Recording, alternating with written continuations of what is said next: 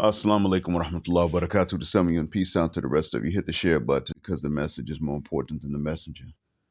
Shouts out to A. Dean, M. Johnston, K. Saul, K. Washington, S. Jock, and Malika Mebane for coming through on the Cash App recently.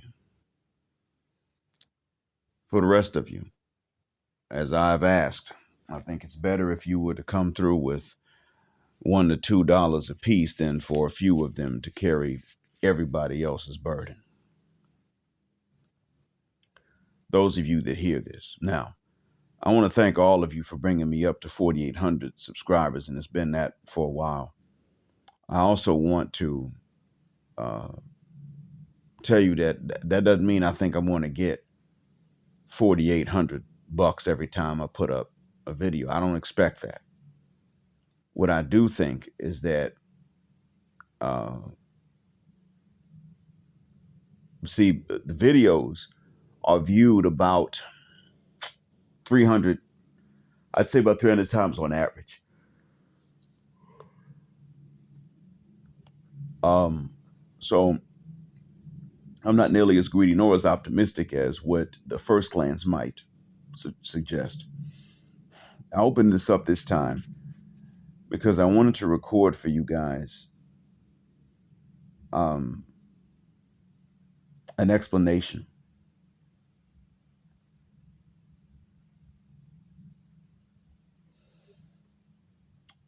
This is an explanation of, and this is a message that does not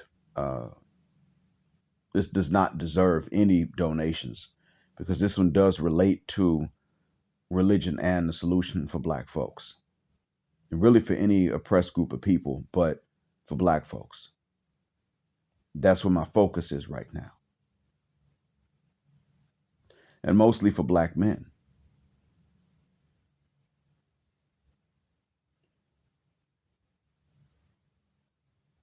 Many people really do believe that they believe that the Arabs just ran through North Africa and turned it non-Black, even though at the time that they would have gone into North Africa, many Arabs would not be considered white by today's standards.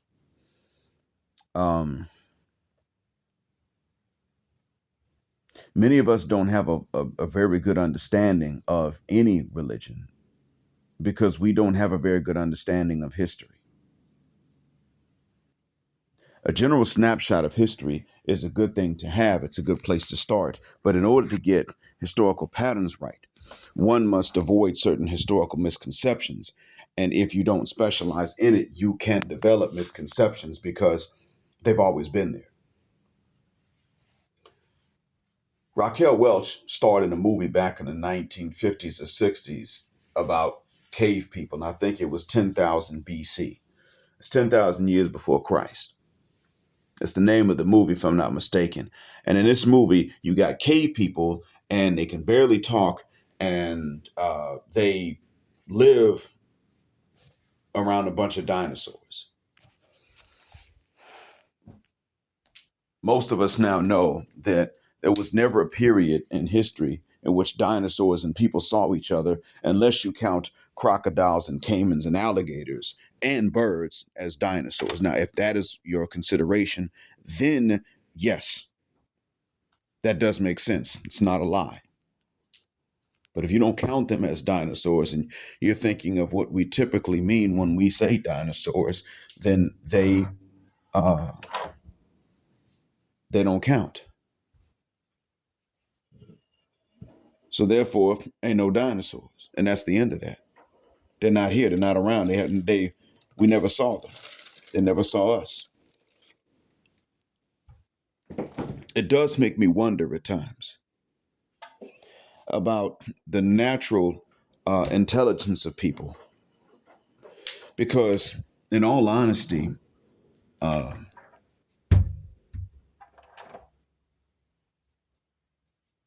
think people should know that they were not around at the time that we were. We didn't see each other. I also think that As a matter of fact, I know pretty well that it's been pretty easy to know that some of these misconceptions are just that. They're misconceptions. They're not real. They can't be. And I ask people to keep their minds sharp about these things. And I tell Black folks many times to avoid N19 literacy, because that is where you are going to find a lot of these misconceptions that were otherwise very easy to avoid. Many of us think that all the way up until the Arabs rode in to ancient Egypt, our ancestors were ancient Egyptians with super technology, flying around and never needing to use the bathroom. And some of us even believe that the human species started in Kemet, and that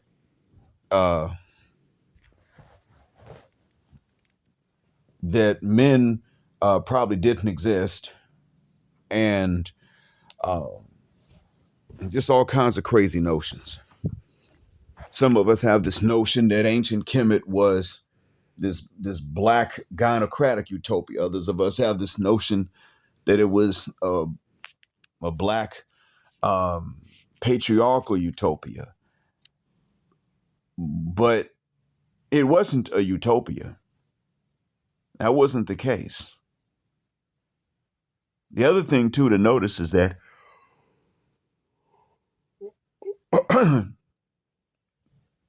our ancestors are related to the ancient Kemetic people.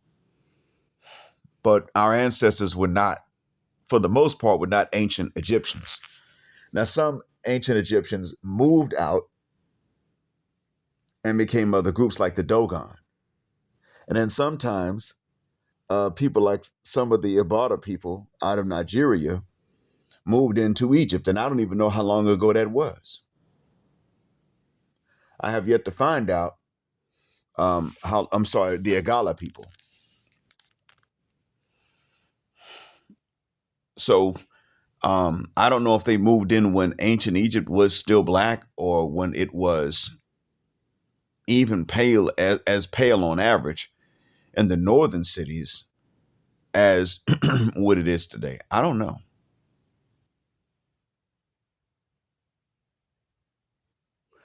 What I do understand is that while we're related to them, we don't largely descend from them. Whether or not they largely descend from us is debatable. I'm not sure, but we think that all the way up until Islam and the spread of it, the ancient Cometians were black super geniuses and jet black at that particular time. That's what we're thinking. The racist history of the Egypt that we know today did not start per se at that particular point. Now, when the Arabs rolled into Egypt under the leadership of Umar ibn Khattab, may Allah be pleased with him, the Arabs were considered blacker than your average Egyptian in the north. The average Egyptian at that time in the north already did not consider themselves to be black.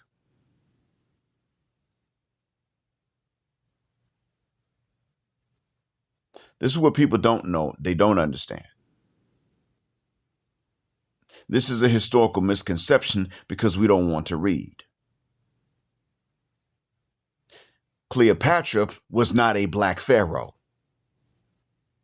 Many of us don't realize that. There were, but many of us are confusing Nefertiti with Nefertari with Cleopatra. Those are three different people. And I had a guy who meant well tell me that Nefertari was actually Nefertiti. But he didn't realize that they were two different people.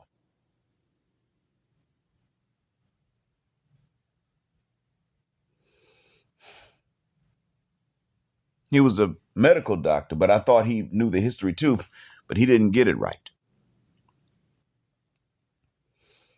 We have to be more educated than just about any other group of people with whom we're going to come into contact to get the same results. And that's not fair. But I do understand that it can be advantageous to us. You see, you're simply going to go further in life, not because you know the difference between geology and geography if you have nothing to do with either one of them in the ways that you earn your living, but if you are the type of person that will know the difference between geology and geography, between astrology and astronomy.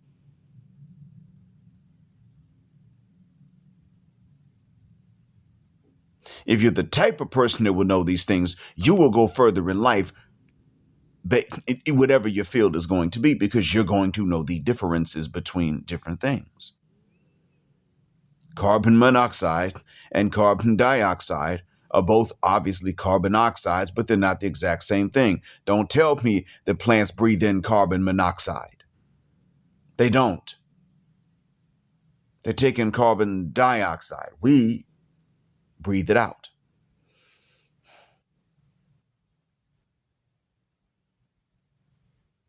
If you are someone that is likely to know the difference between them, maybe your field is something completely different, but you're the type that's going to get things right even there, and you're going to do your job well and better. And that makes all the mother cuss word difference. Who are we right now?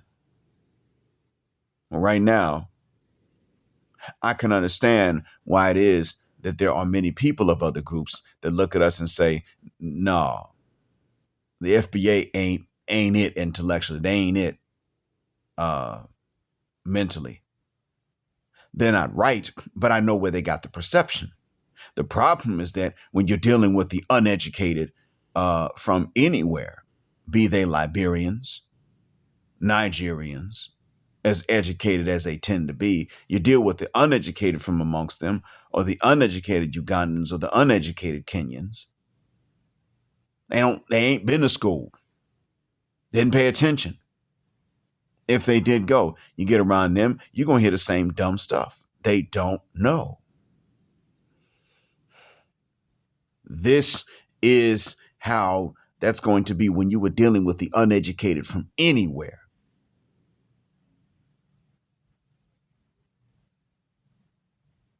You think Pakistan is a nation of engineers? Man, a lot of people in Pakistan don't have an education.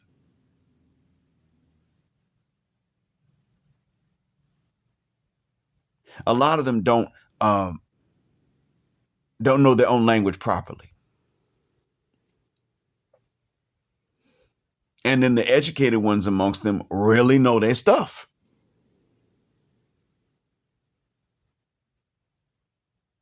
We don't get away with it, though. And I don't think we let each other get away with it much, nor should we.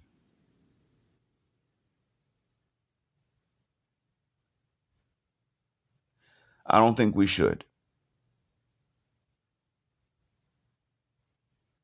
You see, we walk around with these notions and we get them stuck, and then we repeat them again and again and again. And then before you know it, a misconception has flown around the Black population 7 times at the speed of light.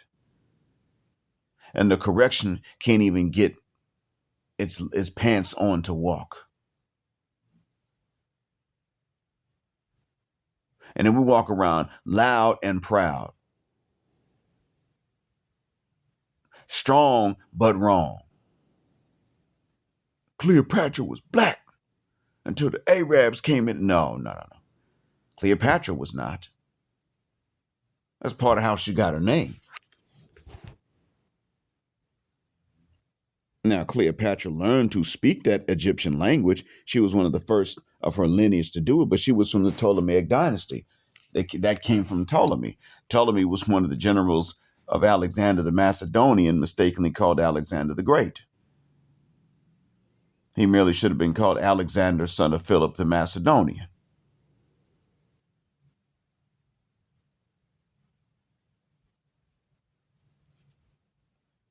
And some people say, I was told actually about Queen Candace, who ran him out of Egypt. And when he was on his boats going to sail west, that was when he looked back at land and she took off her mask to show that she was a woman that had led the army that defeated him the whole time. Turned out that's not how it went. I thought it was for a while, but it turned out that's not how it went. Her name wasn't Candace. Kandake, later became Candace, was the title for the rulers of these folks. And this wasn't in Egypt. This was in Cush or Nubia. It was one of those places, south of Egypt, one of those populations from which ancient Egyptians came.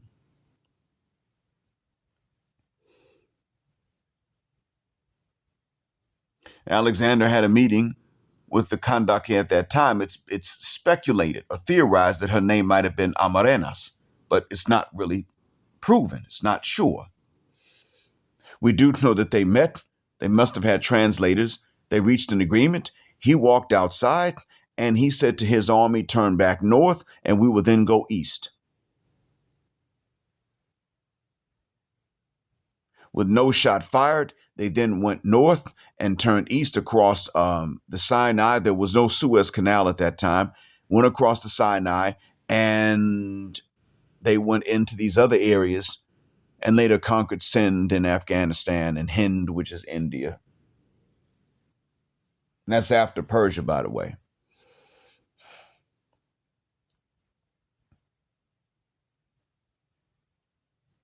He simply didn't go into these areas.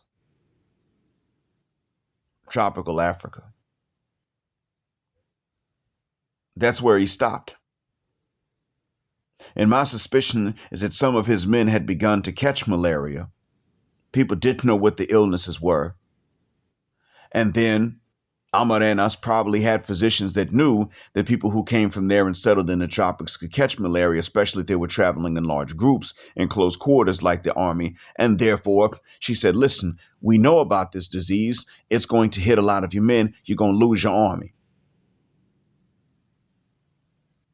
And if we enslave you all and you get too sick, we will kill you for getting too sick to work. Maybe she said, we won't have to kill you. All we got to do is defend ourselves. Malaria will run through your army, or this illness will run through your army and wipe you out like it did other people. There's a reason we have not been conquered by the likes of you. And that's me speculating, but I'm telling you that. What we do know is he walked out that tent, told his men to march back north, and then they went east. They never fired a shot. Neither Macedonian, nor Greek, nor Cushite, nor Nubian fired a shot. Not an arrow. That we know. This was before Jesus.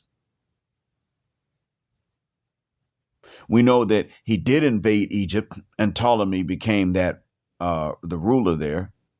We know that much of North Africa had been colonized by Rome. We know that Egypt had been Roman and Greek colonized or settled. And so therefore, Egypt at that time, especially in the coastal areas like today's Alexandria and Cairo, was heavily mixed. They didn't count themselves as black anymore. The Arabs to them were a black or blacker group of people. And they actually asked the Muslim army at that time, which is not exclusively Arab, but they actually sent a letter to Omar at that time, stating that they were being persecuted by these Trinitarian Europeans. And they were Unitarians who believed that Jesus was the Messiah, but did not believe that it was God, the Son of God. Well, we Muslims believe that he is the Messiah, but he is not God, the Son of God. So since they requested a rescue and a liberation, Omar then sent in the Muslim army, most of which was Arab, plenty of which were black Arabs. And the bishop, Muqawqis, had to eventually meet with one of the leaders of the Arab army that had won after he lost and after they surrendered. And he said, oh my, bring me someone else to talk to. And they said, no, this man is the leader. Why? This was a black Arab. Here he was on African soil, afraid to talk to someone that was this black. That man was He was jet black.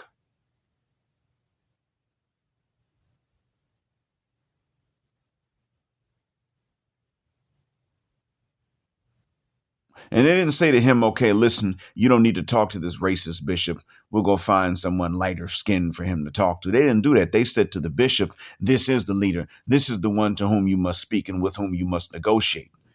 And they said, well, tell him to speak to me kindly, because if he raises his voice, I'll be afraid. And they said, look, if you got a problem with his blackness, well, he comes from a tribe that are blacker than him. And in any case, y'all lost because you didn't really even believe in what y'all were fighting for. We do. Now talk to him. This is our leader. And if he dictates terms to you, you might as well go ahead and obey. After all, we won.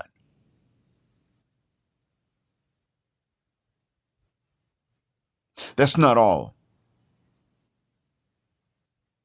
Let me also point out to you that there was no Arab conquest, neither of Ethiopia nor of Somalia. At what point I thought there was. Many Ethiopian Christians think that there was this Arab conquest in which they forced Islam on to the people that are now today Muslim. I thought so because they told me this and I believed them about their own history. I later found out there was no such thing.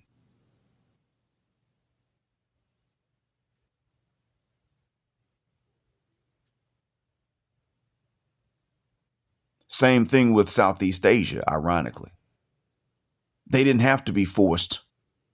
They found out what the religion was because of some businessmen that went over there and traded. And they said, wait a minute, these guys are really principled and honest and very professional. What's the reason? Found out about the religion and they said, yeah, we'll take that too. The kings accepted and it went from the top down.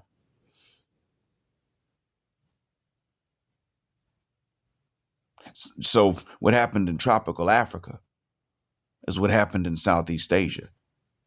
And ironically, today, these are groups of people that don't typically have beef with each other. Some are saying, well, I heard that Malaysia's racist. Malaysians, I've told you all many times, Malaysians don't like Nigerians that they know are Nigerians because of the scamming and the crimes. They don't like Arabs either. The difference is when they dislike Arabs, they dislike Arabs. They don't really differentiate. Their dislike of Africans isn't even existent. They only have a problem with Nigerians. And if you're a Muslim with a Muslim name, they may not even know you're Nigerian at first, and they cool with you. And by the time they find out, they're like, oh, well, you obviously aren't the stereotype. You're not part of the problem. We good. Ask me how I know. You guys can learn a lot, but sometimes you're going to have to listen to people that you think have an agenda and find out if they have one. Maybe you think I have an agenda because of how I look, even though I've only described it and I don't show myself. You might think that. But when I tell you that certain folks are not a threat to us as a race, I'm saying it because I observed it. I am inclined to not really trust folks I don't know, even though I would refrain from accusing them if I don't see evidence of hostility.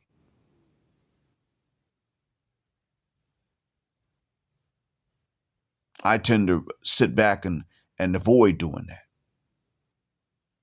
But if I don't know them, I don't tell them either. I don't tell you either. Hey, look, you know what? They good with us. They love us. I don't say that. Ask me about a group of people that I don't know, and I'll tell you, I don't know what their attitude is going to be towards us. I don't know them. Bosnians generally don't have a problem with us. They just seem to not know what blackness is.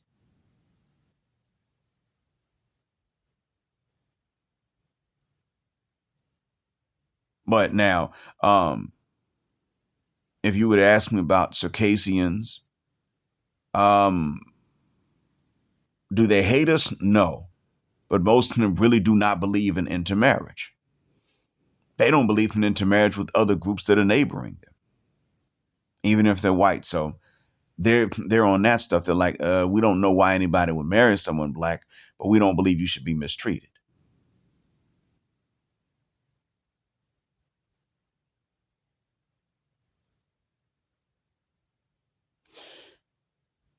Many of us have misconceptions about a lot of things because we don't want to read. We don't want to double check.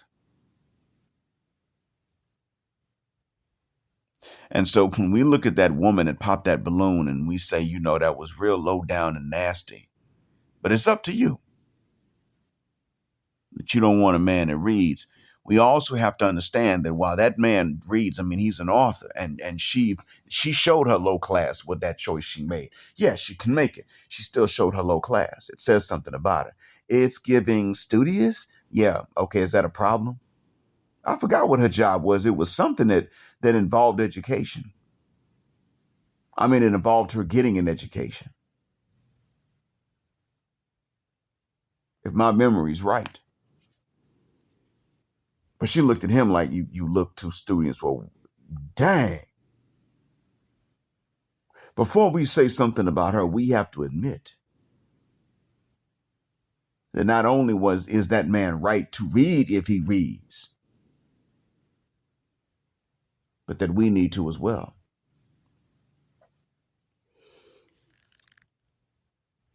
I hope that what I've said is a benefit. Thank you for listening. As always, black heart, black mind, black out. Assalamu alaikum and black. Heterosexual. Non-select male power because they don't like it, and black patriarchy until extinction of Judgment Day. Thank you for flying with us again here on Jet Black Air, where the phrase jet black is also a verb. Keep jetting black with us till the wings and the wheels fall off. Gender, justice, forever.